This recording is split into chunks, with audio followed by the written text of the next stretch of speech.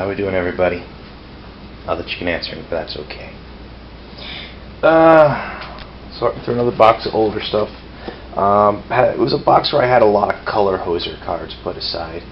I generally don't main deck color hosing cards because they're just too situational. And I'll be perfectly honest, most of the decks I've ever made don't have sideboards. Because, most of the time I actually, play a constructed, it's a casual deck anyway. Hey, these things happen. Coming across all sorts of craziness from all sorts of places. A couple of actually a Legends card. Looks like a German Osai Vultures. And a Wolverine pack. 4 mana for a 2/4 Rampage 2. It's like an Italian Antiquities COP artifact. I think it's Italian Antiquities. I don't know if... I'm pretty sure Antiquities came out in Italian, but I'm not 100%. I have to look that up afterwards. It might be an Italian Chronicles.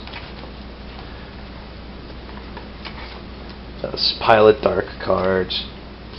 Over here we've got 2 copies of Tracker. I don't know if he's still in the reserve list, but he used to be. He's honestly not terrifyingly powerful, but he's just a really weird out-of-color effect. Marsh Viper, original Dark. First creature to put poison counters on people. That's right. So all you people that hate Infect today, you're welcome. Thank the Marsh Viper. So you don't care. He'll go all up on you. There's a bunch of Tempest. I found a bunch of spikes in there. One fun thing I have in here. Unfortunately, I only have what are you doing? Get up there, you freaking cards. Does what I tells you to does. There we go. Yeah, I was dumping cards all over the place. But, Oracle and Vec. Yeah, it's a lot of text for one ability. Colors in a white for a 1/1 creature. Its original creature type was Wizard. I've probably kept that. It might have Human in addition to that these days. I don't know. I think the Vec were humans, technically. Basically, you tap it. You play the ability as a sorcerer. You tap it, and target opponent must tell you everything he's attacking with on his next turn, then and there. He cannot include creatures he does not currently have in play, so it shuts down haste.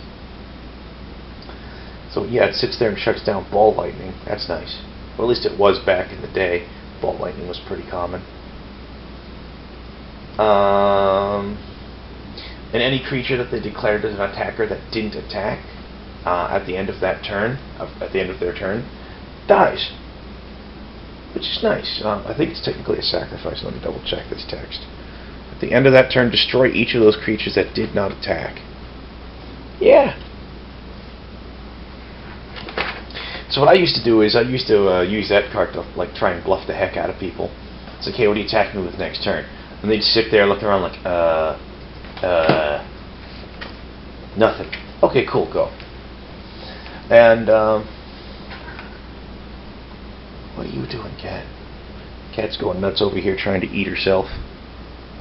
I tell you, man, Cat must be the tastiest animal on earth.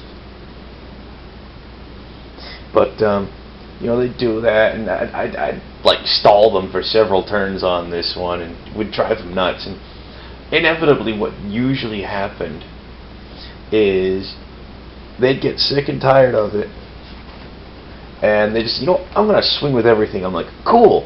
Then I played Peace Talks, which is white. I believe it's a sorcery for the remainder of this turn and all of the next. Players can't attack or use targeted spells and effects. So, yeah. That's a great way to get a Ghetto Wrath of God going. And make your opponent kick himself at the same time because he knows you set him up for it.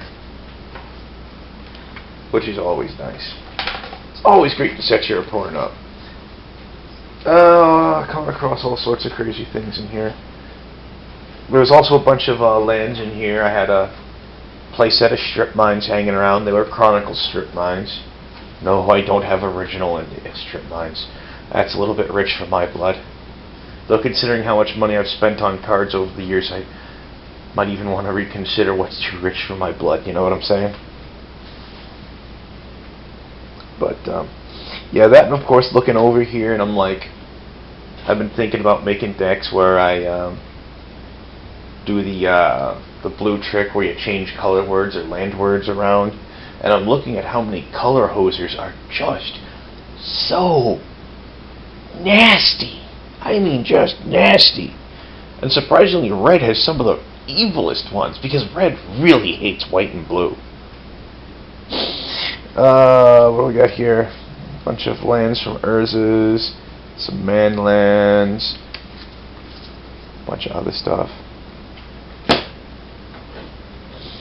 Oh well.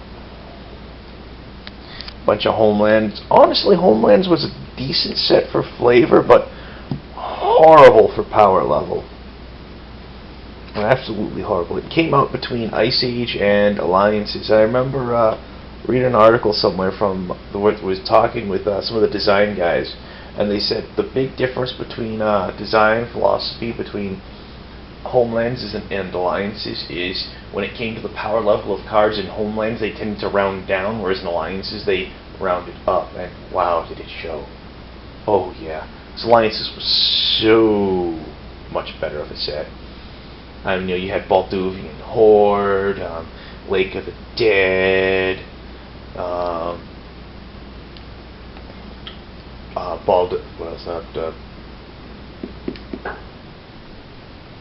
Jeldorn Outpost. Those were popular in Drago decks back in the day. Oh, jeez. I mean, no, there was a lot of crazy stuff in Alliances. Now I know, of course, some people like thought Balduvian Horde was like kind of overblown because it was just a 5/5 creature for 4 mana, and you pitched a card at random from your hand when it came to play.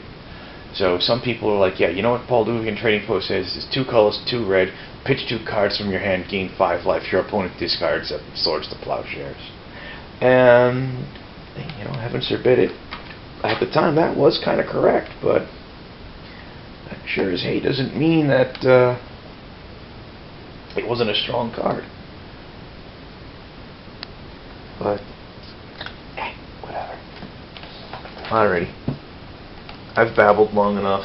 I'm gonna stop this and put these cards away and get around to cutting that pizza I took out of the oven like just before I started doing this. And well, it finished in the middle of sorting. Whatever. You don't care. All that really matters is I got pizza and you don't. And if you do have pizza, hey, congratulations to you. Go brag about it to somebody, man. Pizza kicks ass. Yeah. Gotta get the full thumbs up on that. Otherwise it looks kind of weird. It's like, why is there a thumb at the bottom of the image? Yeah. I need to pay more attention to what's actually gonna be on the screen. Oh well. Have a good night, fellas.